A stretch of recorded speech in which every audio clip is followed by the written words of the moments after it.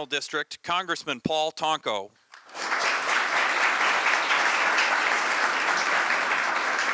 And please rise and welcome the 57th Governor of the great state of New York, Governor Kathy Hochul.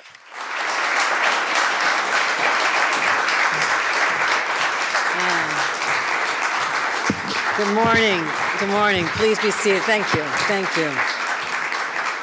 I want to thank everyone who's joined us on this morning, starting with our Commissioner Barbara Gwynn, the Office of Temporary Disability Assistance. She'll be joining me to answer questions later. Rory Christian, the Chair and CEO of the Public Service Commission. That's my administration, but I also want to say one of my great friends back to the time when I sat next to him in Congress, Paul Tonko, who has been a strong voice at a time when this region needs people who just stand up to do the right thing. And I'm so grateful that you represent this region with such heart and compassion. And I reflect that it was a year ago we stood and talked about this very topic, but all we were doing was reminding people to sign up for energy assistance. A year ago, we did not have the same specter, the clouds hanging over this program, the storm clouds that exist today. And so the world has changed dramatically in 1 year, Congressman, but what has not changed is your commitment to this region. Let's give our Congressman another round of applause. We also have our Senator Pat Fahey has joined us. Thank you, Pat Fahey, for standing up for these families. Our County Executive Dan McCoy has joined us. Dan, appreciate this. Our Mayor Kathy Sheehan, thank you. Big champion for this city and this region for many years, and I can't imagine life without her in the city, but we'll find out soon with our mayor-elect has joined us. Dorothea Poliers has joined us. Look forward to deepening our relationship as well, mayor-elect. So we also have someone you're going to be hearing from, Marie Mayfield, who's going to talk what it's like to be not just a resident of Colony, but someone who benefits from the programs we're describing. She also is a SNAP recipient, so she's been through a lot of trauma over the last few months, inflicted by the Republicans in Washington. She's also going to talk about what it's like to be a grandma raising 2 grandchildren in her house, a 7-year-old who needs some extra help, and a 14-year-old. And I told her, my mom always told me that God will not give you any more than you can handle. So you're about to hear from a very strong woman who has a lot of challenges in life, but has risen up, but also is a voice for those all across the state who are not in a room here today, but need people to stand up and fight for them, as well as all the advocates in the room. You know who you're fighting for. You know you're doing the right thing, and I thank all of you. But I reflect on the fact that all across New York State, New Yorkers woke up to below freezing temperatures. A little early in my opinion, but I looked at the thermometers, the temperature all over the state. You know, North Country, over to Buffalo, down to Long Island, the city here in the capital region. It is a cold day out there, and that is a cold reminder of what we're facing and why we're gathered here today. As I mentioned, you know, when the Congressman and I stood here a year ago, it would have been impossible to imagine a scenario where we find ourselves today, with a federal government literally walking away from their responsibility. I'll talk about that, but I'll also talk about what we, as a state that is a compassionate state, that looks out for its people, what we're doing in its stead. But contrast that with an administration that's literally willing to leave people out in the cold. And the shutdown, it was inhumane. This is a Republican-driven shutdown where so many people were hurt, so many. And I heard from people all across the state, just so stressed out. They're already stressed out. But then to say that some of their life support, you know, whether it's food or energy assistance, was going to be gone, that they were merely pawns in a political drama, that may be over, but guess what? It could start all over again in January. This is a temporary reprieve, and who knows what'll happen then. You know, the Agriculture Secretary was talking about their big ideas, and we talked about SNAP. They told us back in September that there was going to be $6 billion available in emergency funds, because never in the history of this state or this country, during a government shutdown, have they eliminated or suspended food stamp programs. Never. Because that was just too much to comprehend, that you'd actually let people be hungry. And yet it happened now. The Secretary of Agriculture took down the post on the website that said there was $6 billion waiting for them and made it act like it never happened. And so we had to fight that. But now we're still dealing with the trauma of that. But we head into the coldest months of the year. This shutdown delayed our ability to get home heating assistance out to people who need the support. They withheld $400 million here in the state of New York alone, $400 million from federally funded heat program. And it set back the application window, because normally at this time of year, New Yorkers are able to be applying. It's early November. As I said, it's getting cold out. This is when you want to make sure that you have this in place. And, you know, it's amazing they couldn't come up with that $400 million, but $300 million for a gilded ballroom in the Capitol, in the White House. I mean, that shows what their priorities are. It is shocking. It is shocking. And so it's cruel, but let's talk about what the impact here in New York is. We have 1.5 million New York households that are going to be facing the possibility of entering this winter without the support they've been able to count on, and they therefore will not be able to afford their energy bills. 2/3 of them include small children, older adults, or people with disabilities. Again, the most vulnerable among us. So what are we talking about? We're talking about a first grader in New York City who's sitting there shivering, hard to focus because it's too cold, doing their homework. A new mom coming home from a hospital, Mercy Hospital in Buffalo, trying to heat up the formula on the stove, and the power's not there, the energy's not there. Or, as I mentioned, a grandmother on a fixed income in a place like Colony, Marie, who you'll be hearing from shortly. Now, if you recall, Donald Trump promised on day one to lower utility bills. Well, he promised a lot of things, but that's one stuck in mind. Prices are going to come down. Utility bills are going to be lower. And instead, they're rising. And this delay in starting a program that's supposed to help people with those utility bills is just cruel. And we cannot stand idly by here in the state of New York while that happens to our people. Not now, not ever.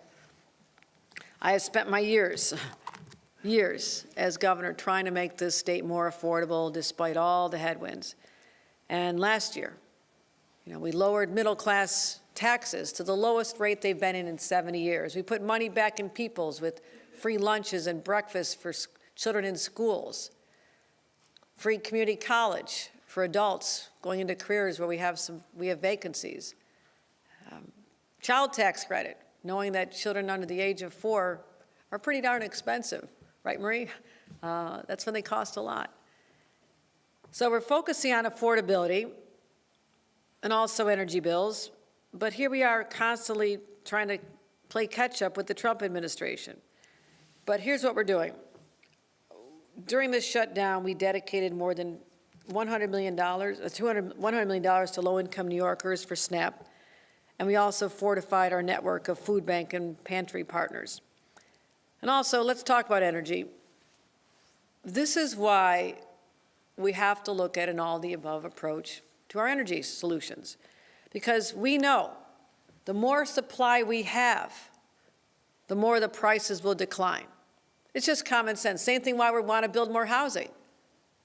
You build more housing stock, you have more apartments on the market, more houses, the prices go down. It's just basic economics. But I also know that very simply we're not leaving people out in the cold, and we let bills escalate. And that is why we have a thoughtful approach to energy. And I want to make sure you know that we are going to continue the resources we have in place, so every New Yorker is able to stay in their home nice and warm, even when Donald Trump refuses to help. So first of all, I want to urge all eligible households to sign up for the programs we have here in New York. The New York's Energy Assistance Program, which provides monthly discounts on your bills. Now, here's what's frustrating. In 2025, we had over 1 million homes sign up for this. That's great. But we know that there's 1.5 million more that are eligible for this who did not sign up. So I need everybody to help get the word out. Everybody you can contact to say, sign up for this, take advantage of this. The state and our legislature, myself, we're committed to helping you. So make sure we get more people to look into that. If you're a family of 4 and make up to $80,000, or family of 5 that makes $90,000, they can enroll in these discounts. But that's not enough for us. We're expanding the eligibility into 2026. That'll raise the income limit so another 1.6 million will be eligible. So that's good news. And for people to learn more, go to ny.gov/EAP.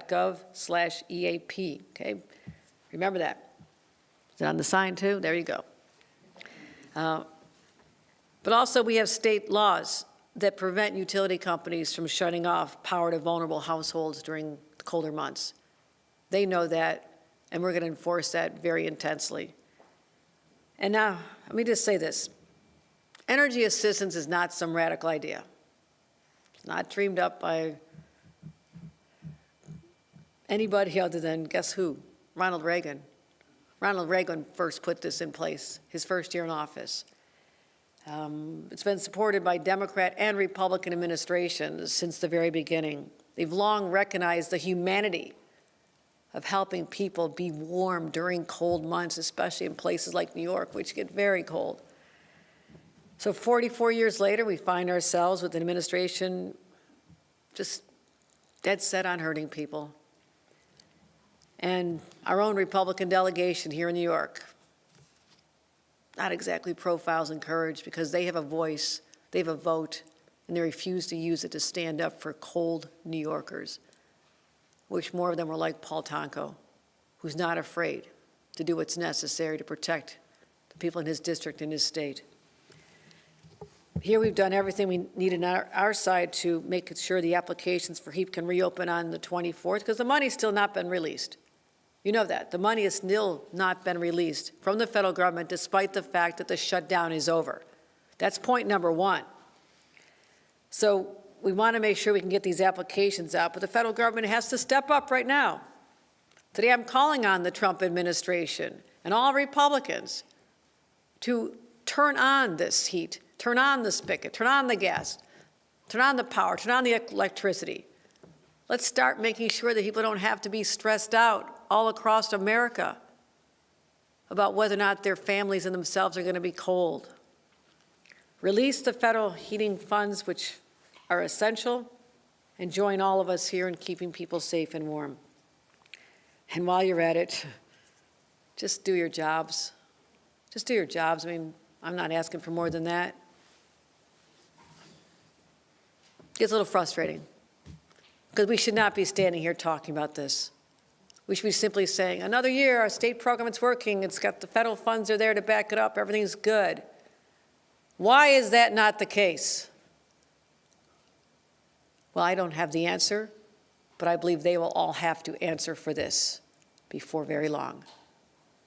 Americans are sick and tired of this, being punching bags, being denied food, being denied heat, and now health insurance premiums. Have you seen them lately?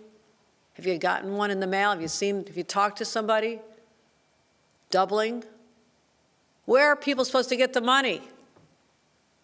Yeah, prices were going to come down, except they didn't. So their strategy is to take from the poor and give to the rich. I don't think that's going to hold much longer. Americans are going to rebel against that. But remember, that's Washington. Here in New York, we know who we are. We have heart. We have compassion. Yeah, we have a lot of grit. We also care about people deeply. That's what sets us apart from what is happening right now in our nation's capital. In New York, we'll feed those who are hungry. We don't turn our backs on them. In New York, we protect each other. We don't block access to critical health care. And in New York, we don't let people freeze. So let's stand together. We know what we have to do.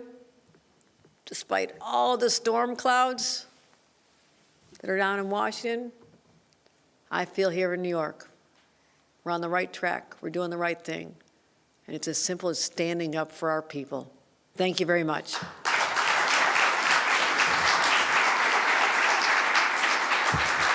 Let me bring up, thank you. Let me introduce Congressman Paul Tonko. As a former head of NYSERDA, understands how important energy is to our lives. Is that correct? You had a history before Congress, that's for sure. But ladies and gentlemen, this is a champion at a time when we need people to be real champions. Thank you, Paul Tonko.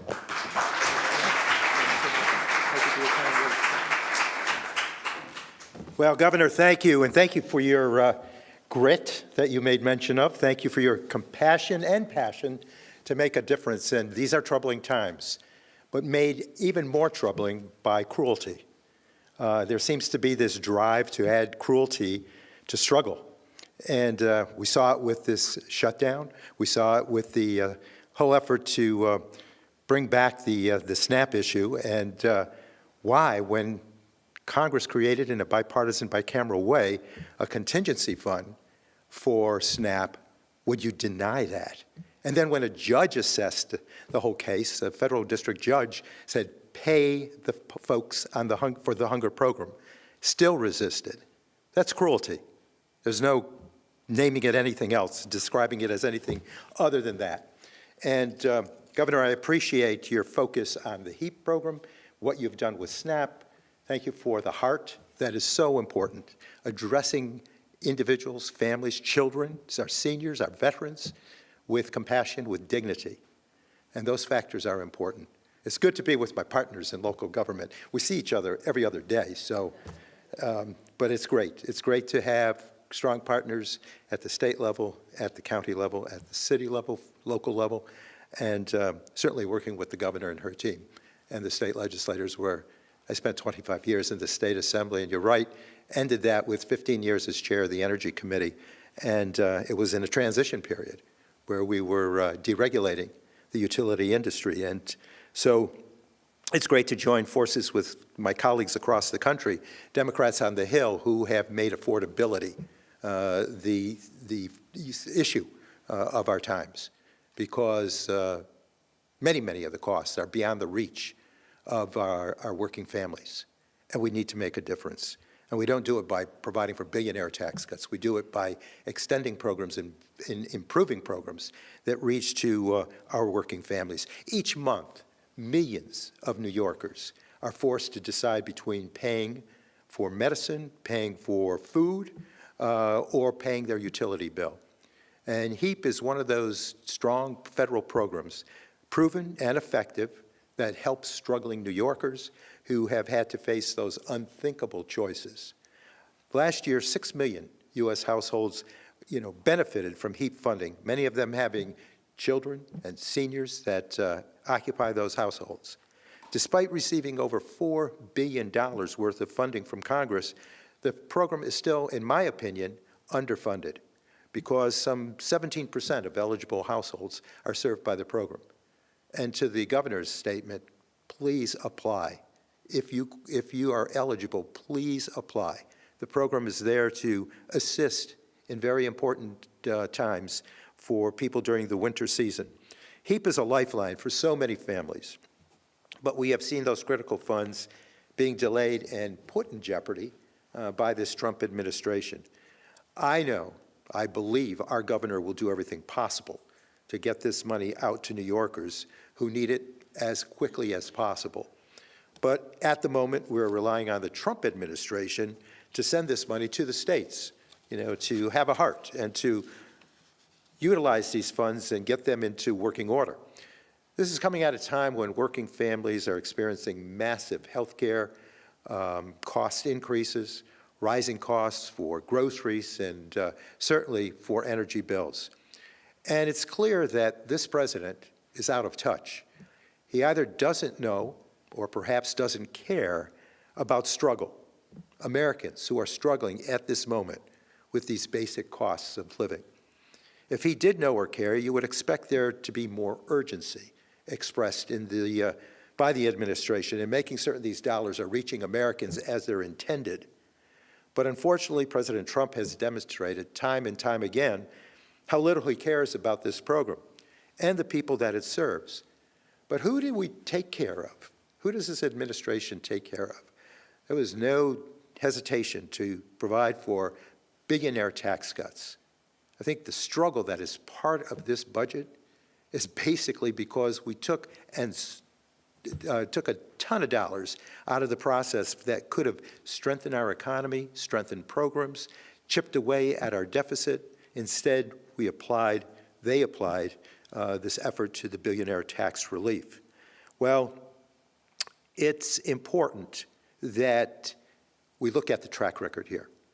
When the president introduced the budget to Congress, he proposed cutting the HEAP program, rejecting it totally. To eliminate HEAP is just a sign of insensitivity. Back in April, the Trump administration went further. They fired the HHS staff, the Health and Human Services staff, that are responsible for administering this program and getting the money out to the states. So actions sometimes speak louder than words. During the shutdown, instead of coming to the table, there were like no negotiations with the executive branch. One visit, and again, no real discussion on how to make things work. But during that shutdown, there was time to throw a great Gatsby party. How insensitive. You know, the roaring 20s in the face of people struggling to get by. No hesitation to take the wrecking ball to the East Wing of the White House. A lot of people shocked by that without really thinking that destruction would come. All to build a ballroom that will probably dwarf the White House and its infrastructure. A $40 billion bailout for a political ally in Argentina. Talk about the wrong set of priorities. While people go without food, people go and can ill afford to pay their utility bill. You know, we're talking about instant relief that should be the order of the day. So the health, the safety, the economic security of millions of New Yorkers is directly dependent on HEAP and HEAP funding. On Friday, I joined with 100 of my colleagues in the House with a letter that we have co-signed to HHS Secretary Kennedy and also forwarded it to OMB Director Vogt, calling for them to release the maximum amount of funding possible as quickly as possible. That's responding to the requests like governors like Kathy Hochul and others across the nation who understand the value, the economic recovery and added recovery efforts of HEAP that can assist families that most need it. So I'm hoping, we haven't heard, obviously it went over on Friday, but we'll stay in touch with the governor and the state reps to make certain these funds are made accessible to the people as quickly as possible, to make certain that they understand the true value of HEAP. I believe Congress, in a bipartisan fashion, will reject the efforts of the executive branch to eliminate the program, but time will tell. So all of that work, the governor's advocacy, the state legislative advocacy, the local leaders, all of that work is driven by human outcry, the voices of folks who put a name and face to these programs. And I'm so honored to introduce Marie Mayfield, a constituent from Colony. It's nice to know that you go to Washington and speak for families that give it their all, show true compassion to their grandchildren, there for them when they have a need, making ends meet, balancing that home budget, relying on programs like SNAP and HEAP, and all the better for it. So Marie, I'm proud to be able to be your voice in Washington and to know that there are strong people like you who work every day to make a difference, who address the issues and the struggles out there with a strong sense of family values. So please welcome Marie Mayfield, who is our HEAP recipient from Colony and a grandmother. Welcome, Marie Mayfield.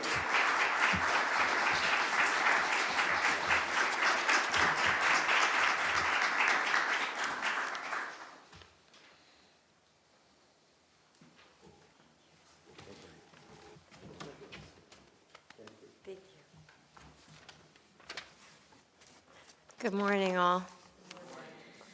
I'd just like to say that, of course, I'm Marie Mayfield. You've heard that already. And I'm a resident of Colony, a very happy resident of Colony, I have to say.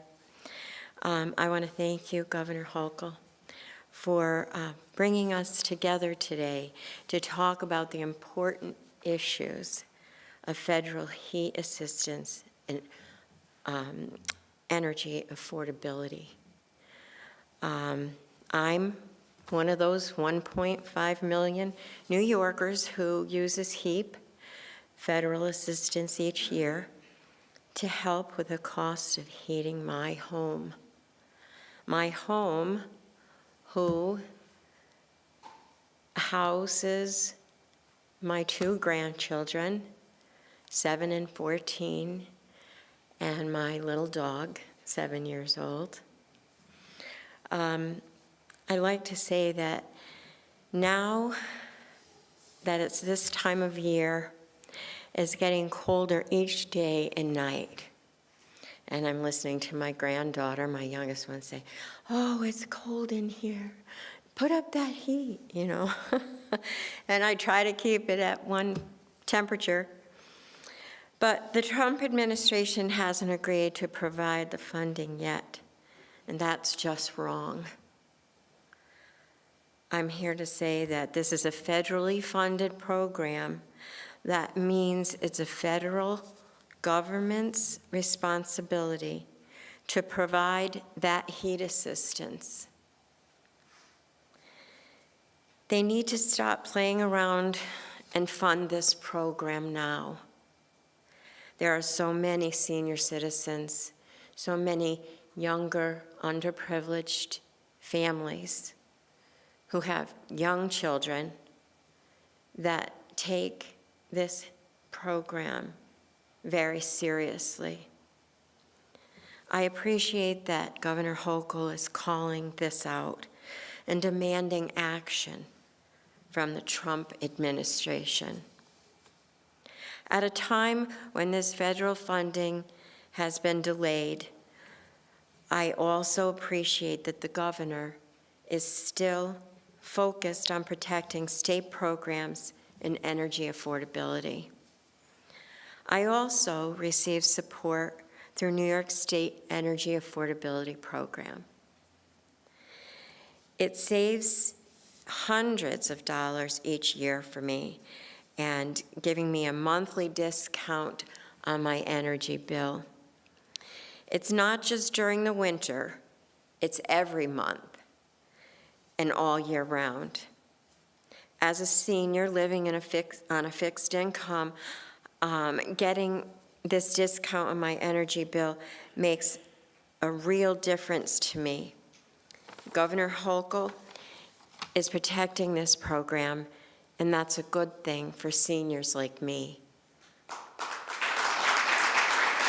Thank you, Governor.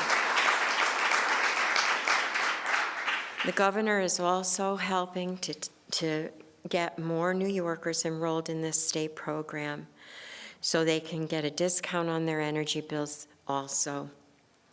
I hope more people will use this program to get a monthly discount, just like I do. It's clear that the governor is doing what she needs to do, help seniors like me and other New Yorkers across our state taking benefit of these programs. It's time for the federal government to step up for the people, all of the people on both sides. Thank you very much.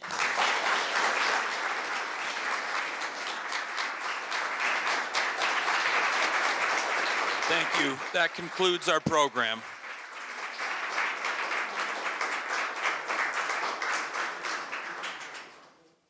Thank you. That concludes our program.